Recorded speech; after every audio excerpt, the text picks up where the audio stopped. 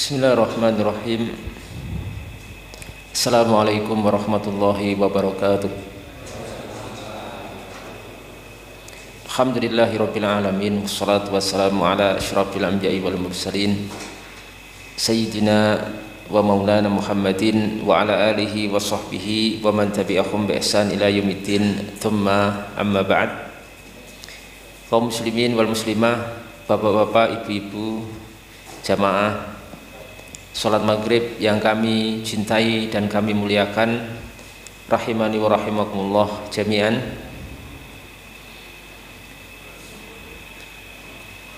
Salah satu metode kita dalam upaya untuk memberikan hidayah dan mengajak manusia kepada hidayah itu adalah metode keteladanan. Jadi kita sekalian ketika berdakwah kepada Allah Subhanahu wa taala, mengajak manusia kepada kebaikan, menika salah satu metode yang paling efektif inggih menika metode keteladanan. Termasuk ketika kita sekalian berdakwah, mengajak kepada keluarga kita, ya, orang-orang dekat kita, seperti anak istri kita, kemudian orang tua, kemudian kerabat, kemudian tetangga, kemudian nanti melebar ke sahabat kita, teman-teman kita, ke masyarakat kita. Mereka yang paling efektif adalah nopo keteladanan. Walaupun dalam hal penyampaian ilmu secara teori itu juga penting, tapi salah satu hal yang paling efektif inggih menika dari sisi keteladanan kita sebagai orang yang mengajak. Maka dalam sebuah ayat disebutkan laqad kana fi rasulillahi uswatun hasanah. Sesungguhnya pada diri Rasulullah sallallahu alaihi wasallam menika ada uswatun hasanah, ada suri tauladan yang baik. Jadi Nabi Muhammad sallallahu alaihi wasallam menika merupakan sosok manusia yang benar-benar menjadi teladan bagi umat Islam, teladan bagi para sahabat waktu itu, yang kemudian diwariskan kepada generasi setelahnya, generasi tabi'in, generasi tabi'ut tabi'in, dan umat Islam di kurun-kurun setelahnya sampai zaman kita sekarang ini. Nabi Muhammad SAW merupakan sosok manusia yang sempurna, manusia yang suci, manusia yang memang tidak ada celah, ya, tidak ada celah sedikit pun dari kekurangan. Oleh karena itu, kenapa dakwah beliau menjadi dakwah yang makbulah, dakwah yang diterima oleh masyarakat jahiliyah waktu itu, di mana masyarakat jahiliyah waktu itu merupakan sejelek-jelek manusia. Jadi orang-orang Arab sebelum diutusnya Nabi kita Muhammad SAW niku adalah sejelek-jelek manusia. Maka dikatakan masyarakat jahiliyah, orang-orang jahiliyah, karena amat sangat rusak. Dan karakter masyarakat musyrikin jahiliyah waktu itu adalah orang-orang yang sebenarnya karakternya keras sekali, ya, keras, kasar, kemudian apa, mereka itu orang-orang yang bebal, sulit sebenarnya dinasehati, diarahkan kepada kebaikan itu sebenarnya susah, Pak. Tapi kenapa ketika Nabi Muhammad SAW diutus kepada mereka itu bisa berhasil sampai akhirnya Islam niko menjadi agama di negeri itu, agama hampir semua manusia di negeri itu, bahkan sampai melebar ke berbagai negeri-negeri lain sampai jarak yang sangat jauh sekali, sampai 2/3 dunia akhirnya bisa merasakan agama Islam, sampai Islam bahkan masuk ke negeri kita di Nusantara ini, di Indonesia ini. Ini karena apa? Salah satu faktornya karena pembawa risalah nggih menika Nabi Muhammad sallallahu alaihi wasallam sebagai manusia yang sangat luar biasa. Beliau tidak hanya membawa kitab suci sebagai sumber referensi dalam berdakwah, tetapi beliau juga memberikan keteladanan yang sangat luar biasa. Ya, itu diakui oleh siapapun, diakui oleh umat muslim, bahkan non muslim pun mengakui akan kebaikan dan keteladanan Nabi kita Muhammad Shallallahu Alaihi Wasallam. Sampai seperti itu. Tokoh terbaik dunia siapa? Nabi Muhammad. Ya, kalau ada orang non muslim menyusun tokoh terbaik dunia, niku tetap menempatkan Nabi Muhammad Shallallahu Alaihi Wasallam di urutan pertama, padahal mereka non muslim, karena memang diakui akan kebaikan beliau Shallallahu Alaihi Wasallam dari sisi apapun, dari sisi manapun beliau tetap menjadi manusia terbaik sepanjang sejarah, sepanjang masa sampai hari kiamat. Dan ayatnya sudah kita baca tadi, di mana Allah Subhanahu wa taala berfirman, laqad kana fi rasulillahi uswatun hasanah. Jadi sungguh pada diri Rasulullah SAW itu ada suri tauladan yang baik bagi kita semuanya. Bahkan dalam surat Al-Qalam disebutkan apa? Dalam surat Al-Qalam disebutkan bahwasanya wa innaka la'ala khuluqin azim, bahwa engkau Muhammad Shallallahu Alaihi Wasallam sungguh di atas apa? Di atas khuluqin azim, di atas akhlak yang benar-benar mulia. Niku langsung rekomendasi saking sinten? Allah Subhanahu wa taala wonten Al-Qur'an, wa innaka la'ala khuluqin azim. Persaksian dari manusia juga banyak. Bahkan istrinya sendiri Sayyidah Aisyah radhiyallahu anha mensifati beliau juga seperti itu. Wa kana khuluquhul Qur'an. Nabi Muhammad sallallahu alaihi wasallam itu akhlaknya Al-Qur'an. Jadi Al-Qur'an dari awal sampai akhir, gitu. Dari surat Al-Fatihah sampai An-Nas 114 surat 30 juz menika. Niku semuanya sudah direalisasikan oleh Nabi kita Muhammad Shallallahu Alaihi Wasallam. Maka istrinya saja mensifati suaminya wa kana khuluquhul Quran. Beliau menika Nabi Muhammad itu akhlaknya Al-Quran, Pak, semua dari awal sampai akhir. Cobi, nek misalnya istri kula jenengan mensifati kita sebagai suami, pripun? Nggih, pripun? Kira-kira pripun niku? Napa akhlake Quran bener dari awal sampai akhir? Mboten. Bahkan mungkin istri kita menika banyak mengetahui kartu-kartu rahasia kita, mengetahui kartu merah-merah kita niku yang paling tahu sinten? Istri kita. Kekurangan kita, bagaimana ini itunya, akhlaknya, apanya, beliau tahu. Tapi nek istri beliau Shallallahu Alaihi Wasallam seperti Aisyah menika untuk mencari celah kekurangan Nabi Muhammad niku mboten saged, tidak bisa. Tidak bisa, padahal istri menika sebagai pihak yang sebenarnya punya potensi sangat besar untuk mengetahui kekurangan suami. Tapi Aisyah radhiyallahu anha tidak mendapatkan celah sedikit pun, sampai mengatakan apa wa kana khuluqul Quran, akhlaknya Nabi Muhammad menika apa Al-Quran. Al-Quran berjalan dari A sampai Z, dari masalah apapun, dari sisi manapun niku selaras dengan apa? Al-Quran. Niki menyebabkan dakwah beliau menika menjadi dakwah yang berhasil diterima oleh masyarakat Arab waktu itu, dan bahkan diterima oleh musuh-musuh Islam waktu niku.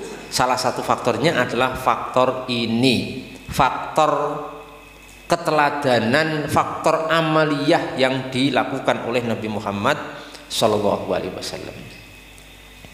Bapak Ibu yang kami muliakan, oleh karena itu di sini akan kami sampaikan tentang beberapa faktor yang hendaknya ada pada diri seseorang yang orang itu berusaha untuk menyampaikan kebaikan dan mengajak orang kepada kebaikan. Jadi ini semua nggih, bukan hanya sebagian kita, ya saya, ya panjenengan semuanya, bahkan untuk seluruh kaum muslimin muslimah dimanapun berada, siapapun yang berusaha untuk menyampaikan kebaikan kepada orang lain dan mengajak orang lain kepada kebaikan, hendaknya memiliki faktor-faktor ini, hal-hal ini yang insya Allah akan kita sebutkan.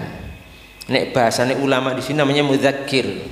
Mudzakir artinya, mudzakir itu orang yang mengingatkan, mengajak kepada kebaikan. Apa saja faktor tersebut disebutkan di sini oleh para ulama kita. Yang pertama, al-mudzakiru yajibu ayyakuna salihan fi nafsihi.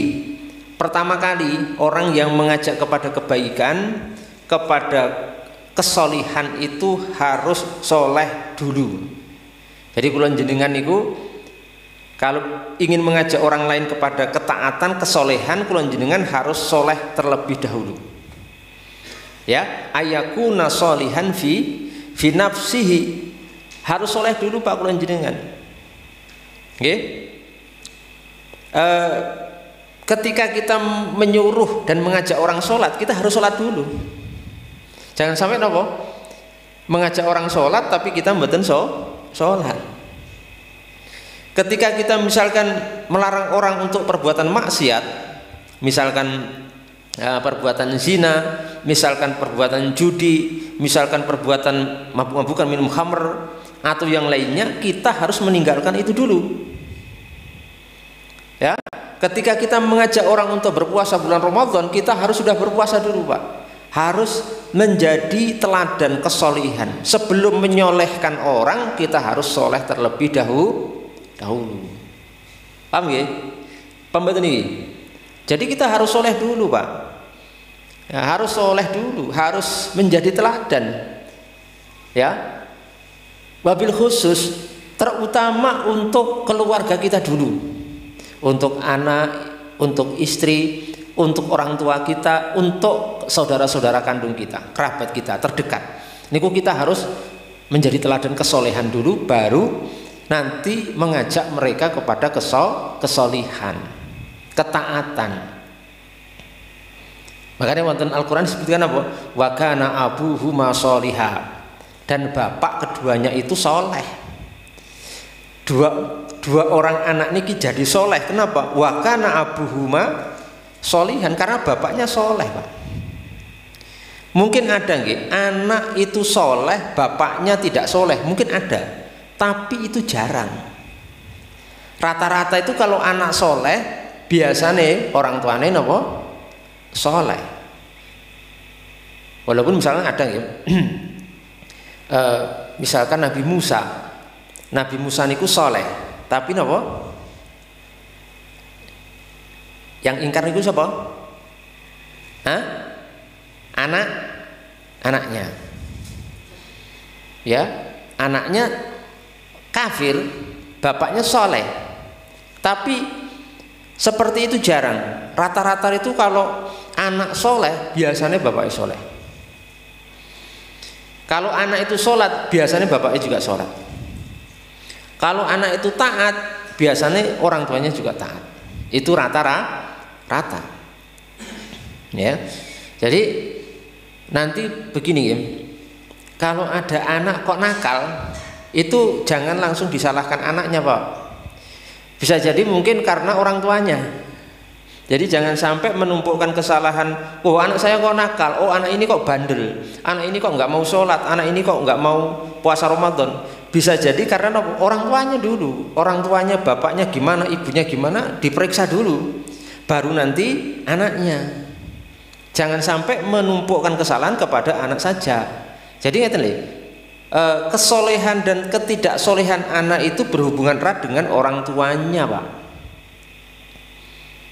Misalnya bapaknya menyuruh anaknya sholat, adzan maghrib sholat, lah bapaknya tidak sholat, gitu. Bapaknya tidak sholat, bapaknya malah nonton TV. Anaknya disuruh apa? Ke masjid. Oleh karena itu para ulama mengatakan gitu. Tadi disebutkan wajib atas orang yang ingin mengajak orang kepada kebaikan, kesolehan itu harus soleh dulu. Niki kalimatnya pakai yajib ya. Wajib Pak maksudnya. Kenapa? Li'annahu laulam yakun solihan, karena kalau orang yang mengajak kepada kesolehan, kebaikan belum soleh, tidak soleh, napa? Yahrubu minhul uqalau. Orang berakal akan lari darinya, orang sing pinter, orang cerdas itu akan lari darinya. Loh, si fulan itu ngajak sholat, oh dia aja nggak sholat kok ngajak orang sholat, nggak mempan Pak. Orang pinter akan menjauh dari orang ini. Ngajak sholat tapi tidak sholat, ngajak ke masjid tapi dia sendiri tidak ke masjid, ya orang akan lari dari dia. Oh, itu napa istilahnya? Nek cuma omong tok niku napa? Oh, jarakoni ya, kula lali ya. Istilah jarakoni. Napa artinya? Isa ujar ra isa napa? Lakoni. Ini tidak boleh seperti itu. Bagaimana? Ya enggak, mungkin orang akan menjauh ya. Ngajak puasa Ramadan dia sendiri tidak berpuasa. Ya, ngomong keharaman berjudi dia sendiri berjudi. Keharaman berzina dia sendiri berzina. Keharaman minum khamr, mabuk-mabukan dia sendiri minum khamr. Itu Pak. Nanti orang yang cerdas akan meninggalkan dia, akan lari darinya karena ya enggak matching, tidak selaras antara apa yang dia ucapkan dengan apa yang dia lakukan. Ngoten. Paham betul niki? Paham nggih? Yahrubu minhul uqalau. Anake nggih ngoten mengki. Nek kula jenengan ngomong dalil pinter tapi mboten nglakoni, anake ya mboten ngrungokke. Ngopo bapak iki ngomong apa bapak ibu iki ngomong apa, ibuke nyeneni anake gitu, kono salat kono nyang masjid, ibuke malah nyetel TikTok gitu, malah dolanan HP TikTokan.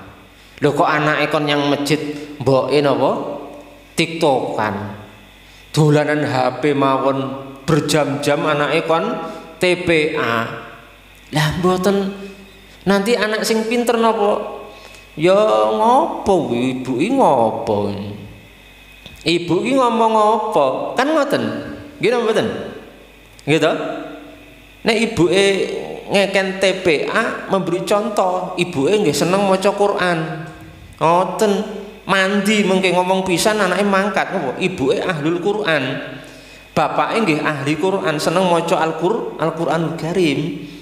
Mboten tok nguyak-nguyak anake kon TPA tapi napa? Ibuke ora tau nyekel Quran, mboten tau maca Quran, malah ceklane HP, nonton YouTube mawon, nonton TikTok mawon. Gek sing ditonton kira-kira biasanya sing genah-genah napa mboten? Biasanya ya orang genah kuwi, mboten enten manfaate, ya guyu-guyu tok no.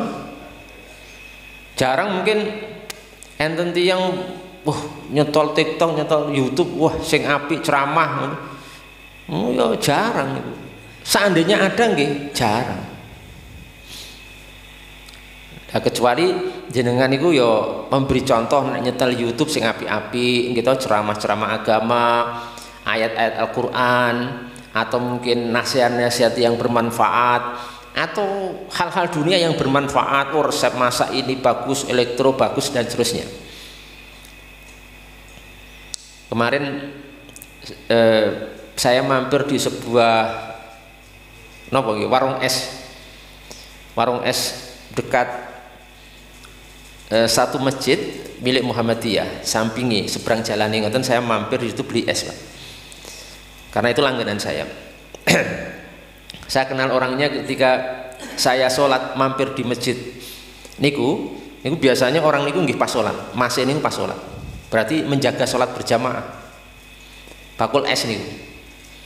Ketika saya beli es niku, saya amati HP ini, wah HP ini nyala toh, HP ini nyala, suaranya diperbesar gitu, dibesarkan, jadi saya dengar itu, saya lihat, setelahnya ceramah, tak lihat, ceramahnya sinten, ternyata Gus Baha. Lah ini bagus, HP ini nonton untuk nunggu pelanggan pembeli es yang dia jual sambil menggunakan HP ini untuk mendengar ceramah agama. Ini luar biasa, Pak.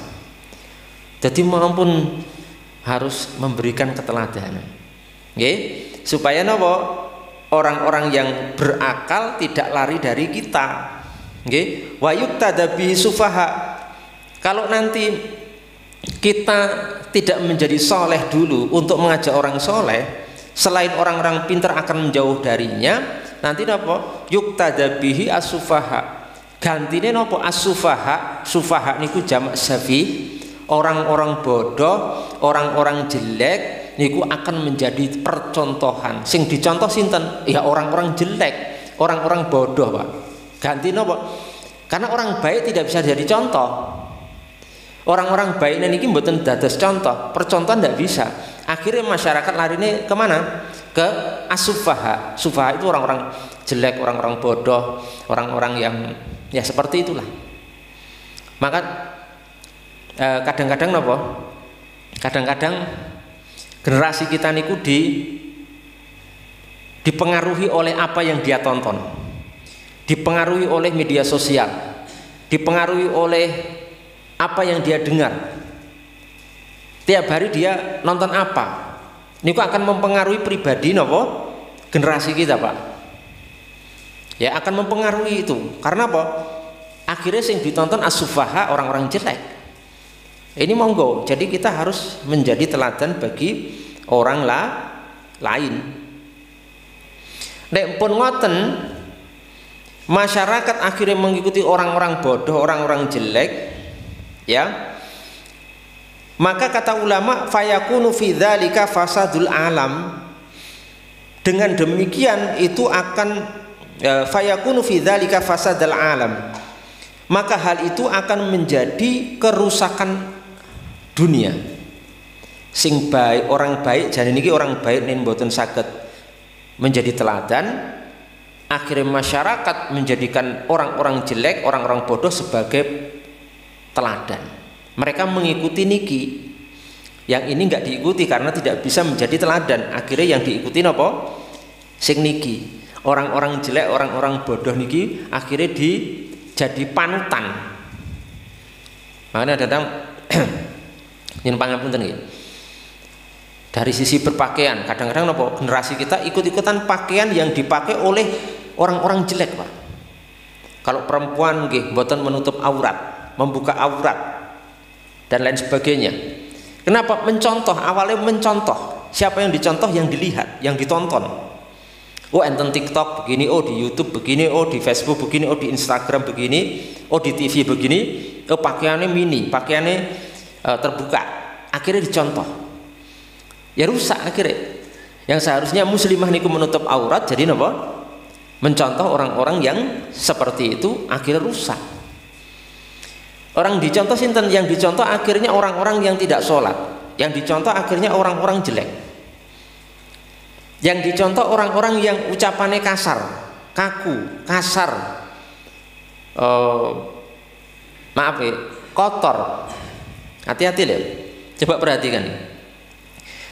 Generasi kita ini kadang-kadang ucapannya punya istilah-istilah gaul, yang kadang-kadang istilah-istilah gaul itu sebenarnya kalau dari sisi teropong masyarakat kita, wong Solo, Jogja, Hadiningrat itu pun kasar nih. Ucapan-ucapan sebenarnya apa? Kasar. Istilah-istilah gaul, memang goleki, mesti ada nih. Kadang yang pangapunten nggih, saya sendiri nggak paham, tapi kadang dengar, oh, kok ngomong gini ya. Saya dengar anak sekolah misalnya di jalan cas jajan ketemu, kok ngomongnya gini ya. Oh ternyata itu dari yang ditonton, Pak Bu. Oh nonton TikTok begini, oh di YouTube begini, oh di artis ini begini-begini. Ditonton, akhirnya jadi ucapan. Misalkan kata-kata yen pangapunten nih. Ya, tapi bukan berartian cuma untuk menghikayatkan saja. Ngomongannya kasar, misuh, ngomongannya nopo pakai kata-kata hewan, anjing lah misalnya, macem-macem, gitu. Niku la haula wala quwata illa billah. Niku Pak akhirnya sing rusak, alam semesta rusak, muslimin rusak gara-gara itu. Muncul juga fenomena banci. Laki-laki jadi berlagak perempuan. Perempuan berlagak apa? Laki-laki. Kenapa bisa terjadi seperti itu? Karena niki wau yuktadabihi asufaha. Orang-orang jelek, orang-orang bodoh yang diikuti, tonton, oh artis ini laki-laki tapi penampilannya seperti perempuan, melambe, gitu. Pakaiannya kadang seperti pakaian perempuan, nek ngomong, mendayu-dayu. Akhirnya ditiru anak-anak. Ada yang tatonan, akhirnya melu-melu tatonan, nauzubillah. Tato niku hukumnya apa? Haram. Tidak boleh, Pak. Menato tubuh niku hukumnya apa? Haram. Jangan sampai. Ya, jangan sampai laki-laki nopo perempuan nggak boleh mentato tubuh niku hukumnya haram. Mau di tangan, mau di kaki, mau di wajah, mau di mana, hukumnya apa? Haram. Nah kadang-kadang itu niru Pak, niru seperti itu. Nah emang kan disebut fayakunu fi dzalika fasadul alam. Rusak dunia karena niku. Wa kalamuhu la yanja'u fi qulubin nas. Lah niki. Akhirnya napa? Seorang yang mengajak kepada kebaikan tapi niku belum soleh, belum bisa jadi teladan, mereka kalamnya, ucapannya niku layan jauh fi qulubin nas, itu tidak manjur. Layan jauh niku maksudnya mboten manjur, tidak manjur di dalam hati-hati manusia. Coba nggih. Sudah saya sampaikan di awal tadi nggih, bahwa seringkali teladan niku lebih manjur daripada ucapan. Melihat orang Pak niku biasanya langsung nembus ke hati yang paling dalam. Kita ketemu orang itu misalnya lembut, halus, sopan, santun, niku langsung menancap ke hati kula jenengan. Langsung kita pengen jadi seperti dia. Padahal kita wonge misalnya kasar, tapi ketemu orang ini jadi berubah kita. Goro-goro nonton ketemu wong halus, lembut. Saya punya guru ya. Di Yaman menika, salah satu guru saya menika seorang syekh, seorang ulama. Sekarang udah meninggal beliau, almarhum. Namanya Syekh Abdurrahman Al-Adani. Guru fikih Pak, guru fikih saya. Orang Hadramaut, Yaman. Ini kok orangnya lembut banget, lembut, halus, nek ngajar, wah enak banget. Sampai orang-orang di daerah menika, cara kepala-kepala suku di Yaman waktu niku, kepala-kepala suku niku nek di sini yo kepala desane, camate itu sungkan Pak. Padahal ini orang-orang kasar, biasanya kepala suku, kepala niku orang-orang kasar kaku, ngomongnya seenak perutnya sendiri, kemana-mana bawa senjata, karena masyarakat sipil di Yaman itu bersenjata. Karena di Yaman itu sipil bersenjata, bukan di Indonesia. Jadi mungkin aneh nih jenengan ke Yaman ngoten aneh, karena masyarakat biasa ngeten iki teng pundi-pundi nggawa senjata otomatis gitu. Kayak perang nih AK-47 M16 itu biasa. Nah jenengan teko pertama mereka sok kaget. Ini mau perang nih, padahal niku biasa hariane anak-anak kecil SD niku gawane napa? Senjata otomatis Pak, pistol-pistol, bener-bener pistol, bukan pistol main. Anak Indonesia kan paling napa? Pistol air ngaten niku, gedolanan cerut-cerut ngene. Nek sana asli pistol Pak. Ya. Kalau keluar dari bandara Son'a di ibu kota niku, di pinggir jalan ini orang napa? Pedagang asongan, kaki lima niku dodol senjata Pak, senjata asli. Tapi ketika orang-orang kasar seperti itu berhadapan dengan guru saya niku, langsung maknut, lembek, nunduk, ngomong biasanya kasar di alus-aluske. Pernah terjadi sengketa gitu antara ini dengan itu, pasar orangnya diputuskan dengan ulama-ulama lain itu mental, ya sudah kepada syekh ini aja diputuskan dengan sekali ucap ini hukumnya begini, selesai pun. Sing bersengketa ini langsung nunduk semua, langsung menerima semua tanpa babi bu. Karena apa? Haibah wibawa orang itu yang sangat, ya karena itu saya idola saya juga gitu, karena sangat lembut, sangat santun, sangat rahmat kepada semua manusia, apalagi kepada orang-orang yang dikenal dari kalangan kaum muslimin. Niku contoh Pak, sampeyan ketemu orang sing dermawan, orang sing dermawan, suka memberi, suka berbagi, loman banget, ketemu melihat niku lebih menancap ke hati jenengan daripada diceramai tentang dermawan, keutamaan dermawan niku seperti ini. Sebab napa jenengan melihat orang, loman banget si fulan niku, ngasih niki, seneng bantu niki, seneng berbagi niki. Akhirnya nopo termotivasi pengen jadi orang dermawan dari nopo, dari apa yang kita saksikan dari realisasi dan perbuatan orang itu.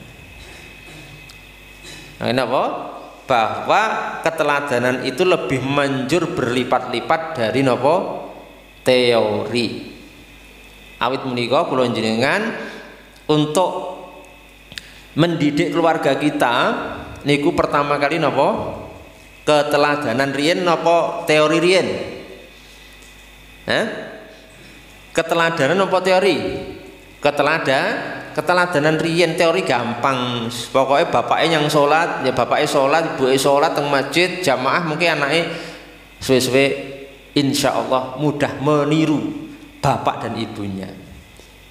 Syukur mungkin dijak kecilik dijak teng masjid, ben kenal dengan masjid, kenal dengan orang-orang soleh, mendengar bacaan-bacaan kalam ilahi, zikir-zikir, nanti gampang, setelah dewasa gampang Pak ke masjid. Tapi nek baru SMA diajak ke masjid nggak susah. Paham nggih? Niki. Kemudian yang kedua yang harus dimiliki oleh seorang yang ingin mengajak kepada kebaikan disebutkan temriki, wayan bagilil mudzakir ayyakuna wara'an. Seorang yang mengajak kepada kebaikan menika hendaknya seorang sing warok. Warok itu sangat menjaga diri, ya, dari berbagai hal yang kurang pantas, apalagi yang haram, apalagi yang dilarang oleh agama. Fala yuhadditsun nasa bihaditsin lam yasih indahu. Jangan menyampaikan sebuah ucapan kepada orang lain yang ucapan itu tidak sahih di sisinya.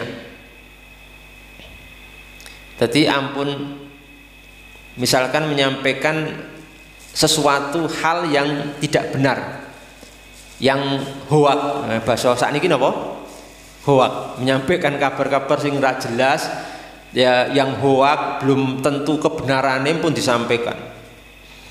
Orang genah hal-hal sing mboten genah, mboten bermanfaat harus disampaikan. Jangan nek ajeng ajak teng kebaikan itu, nek ajeng menyampaikan sesuatu ke orang lain di napa, diseleksi dulu Pak, dipastikan, cross check, cek recheck, tabayyun. Jangan sampai mudah menyampaikan. Disebutkan dari sahabat Ali bin Abi Thalib radhiyallahu anhu, Nabi SAW pernah bersabda, man haddatsa bi haditsin wa huwa yara annahu kadzibun fahuwa ahadul kadzdzabin. Barang siapa yang menyampaikan sebuah pembicaraan di mana pembicaraan itu kontennya adalah dia sendiri mengetahui itu adalah kebohongan, maka dia termasuk salah satu para pembohong.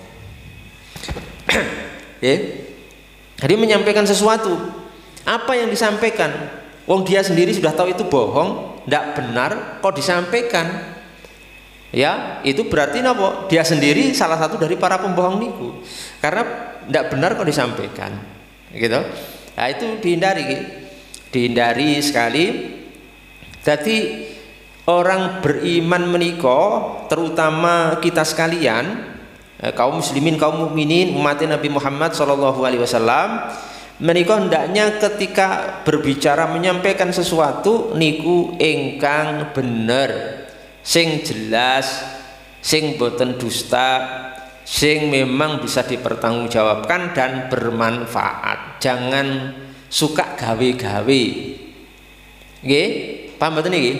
Ampun seneng sing gawe mboten jelas disampaike rono mriki tapi ternyata mboten bener, mboten jelas wis disampaike. Ampun. Pokoknya derek Kanjeng Nabi Muhammad sallallahu alaihi wasallam. Nabi menika jujur. Nek jujur pasti napa? Napa? Nek jujur pasti napa? Ajur. Wah, bahaya nih, kleru nih. Nek jujur pasti napa?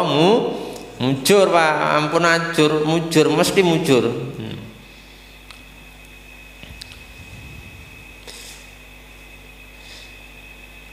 Kemudian nomor 3 gitu. Nomor 3, sebagai seorang yang mengajak kepada kebaikan, kula menjenengan apa? Wayan bagi allayatula, wayan bagi ayatu allayatula majlisu fayamullan nasu. Ini penting nih. Ini khususnya untuk para ustadz. Mek jenengan mboten patio kenek niki. Nek dadi ustaz, dadi dai menika penceramah, ini kan termasuk orang yang mengajak kepada kebaikan gitu. Seperti kula ngeten niki. Meniku sayogyane napa? Majelis menika jangan terlalu lama, jangan terlalu panjang. Kenapa? Karena fayamulan nasu, manusia nanti akan napa? Malal niku jenuh Pak. Dadi nek ngaji niku ampun sesuai, jangan lama-lama nek ngaji niku. Nek ba'da maghrib selesai adzan, adzan isya. Undangannya kan ngoten, kajian ba'da maghrib artinya apa? Nek pun adzan isya selesai, ya sudah niku mawon. Jangan diperpanjang. Ngaji rutin niku nggih maksimal 45 menit. Nek ngaji rutin itu 45 menit. Mau suwe-suwe, jangan lama-lama. Nek khotbah Jumat niku 10 menit. Khotbah Jumat tak 20 menit. Gitu. Itu ndak akan masuk, Pak. Mboten masuk. Khotbah Jumat 20 menit itu mboten masuk, ditinggal tidur kita sebagai khatib. Ngaji niku nggih niku maksimal 45 menit. Nek khutbah Jumat pinten 10 sampai 15 menit. Nek kultum pinten 7 menit. Kultum 20 menit. Ditinggal.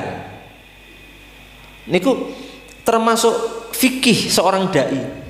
Fikih dai niku napa? Nek ngaji niku sedikit-sedikit tapi masuk. Karena kemampuan manusia untuk mendengarkan ilmu niku terbatas. Waktu konsentrasi niku cuma 40 menit pertama.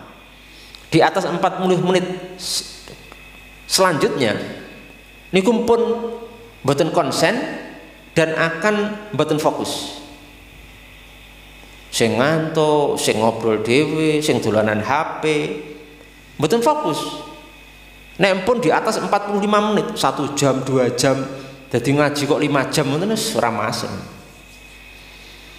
Kecuali ngaji sing kadang-kadang sifatnya insidental, tablik akbar sekali-kali niku mungkin agak lama mboten napa-napa karena sekali-kali, tapi sing rutin-rutin niku jangan terlalu lama, akan membuat boring, akan membuat jenuh para pendengar dan kaum muslimin. Makanya kula termasuk orang yang tidak setuju ada fenomena ngeten, orang ngaji ustadz apa pendakwah undangannya ba'da maghrib sampai isya, tapi ketika dengar adzan isya niku muadzine kan adzan, beradzan majelisnya dilanjutkan lagi. Saya paling ndak setuju nih, karena ini pertama mengecewakan pendengar dari rumah niku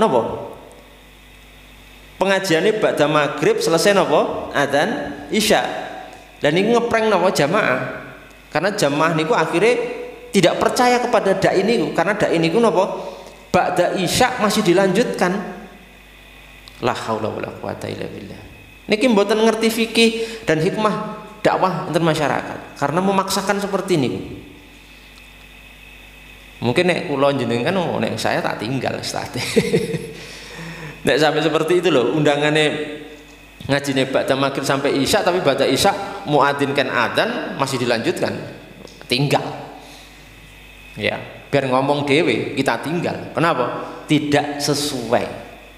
Jadi durasi waktu mengaji ini disesuaikan dengan kondisi masyarakat, jangan terlalu lama. Dan prinsipnya ngaji itu masyarakat, jangan terlalu lama, jangan terlalu banyak. Wong ngaji niku jangan terlalu banyak ngaji, jangan terlalu lama ngaji. Niku yang penting niku.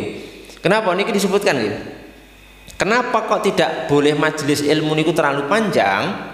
Li'annahu yudhibu barakatal ilmi, karena majelis ilmu sing terlalu panjang niku bahkan menghilangkan keberkahan ilmu. Majelis niku nek terlalu panjang, terlalu lama, keberkahannya malah justru apa? Hilang. Jane ajeng berkah malah mboten sida. Kenapa terlalu panjang?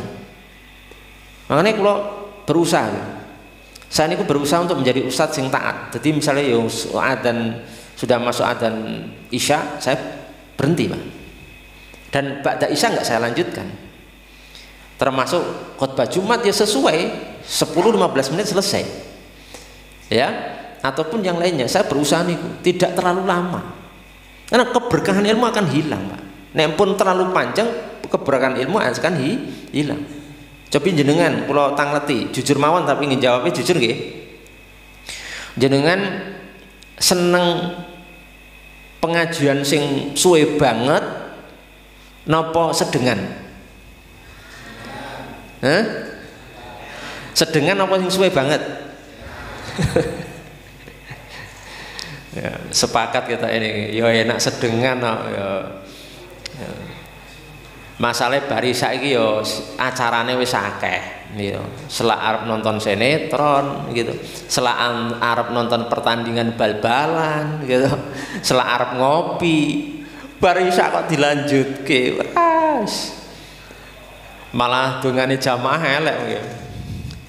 Wah awake dhewe diprank ya karo ustaze. Wah somben rasa ngaji meleh. Gitu. Termasuk niki nek ngimami masyarakat niku jangan panjang-panjang. Oke. Sing pendek-pendek, pokoknya semakin pendek semakin afdol. Ya alhaqumut takatsur, at-takatsur, al-ikhlas, an-nas, al-falaq, gitu, al-zalzalah. Ya, inna a'tainakal kautsar. Sekarang jenengan kula tangleti jujur mawon jawabe. Seneng diimami bacaane pendek napa panjang? Ya, pokoknya sing serba pendek, serba cekak aos gitu, nyenengke niku. Bacaan imam niku nek pendek marai semangat jamaah, makmume semangat. Nggih napa mboten? Nggih. Dadi kusuk napa? Surate pendek malah kusuk. Qul huwallahu ahad mak celes kusuk. Arep mboten kusuk mboten janjane wau enten ngomah mboten kusuk bareng krungu oh kok al-ikhlas kulhu.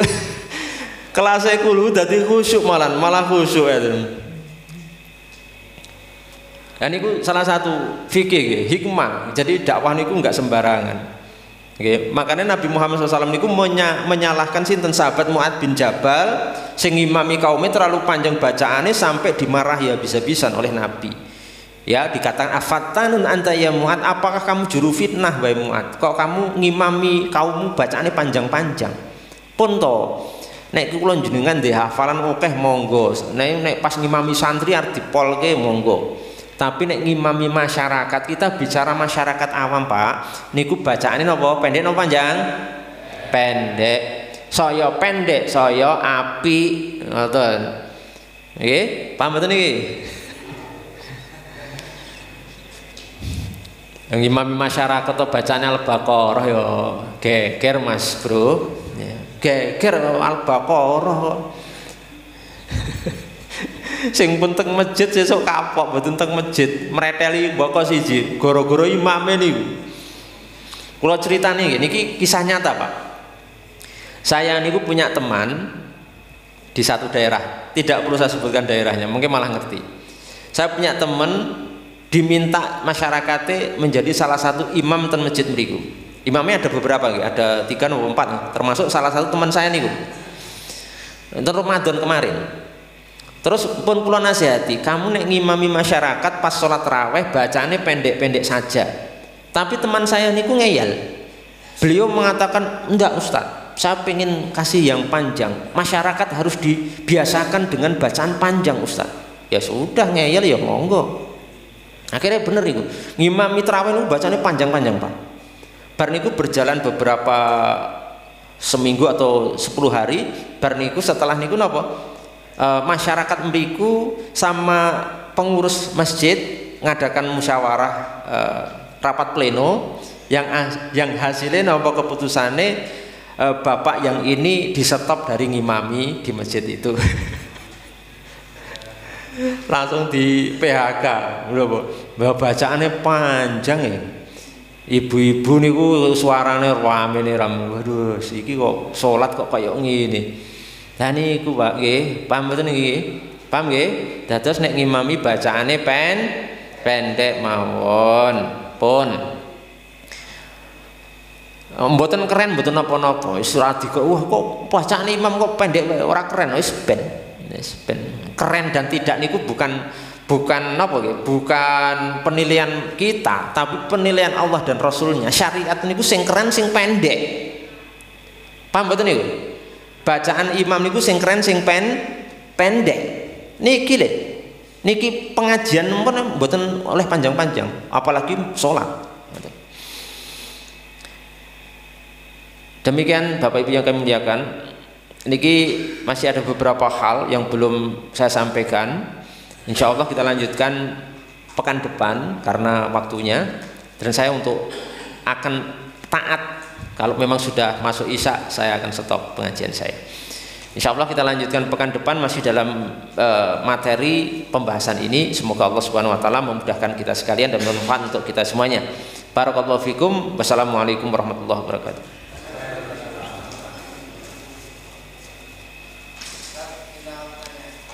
Untuk sholat sebelum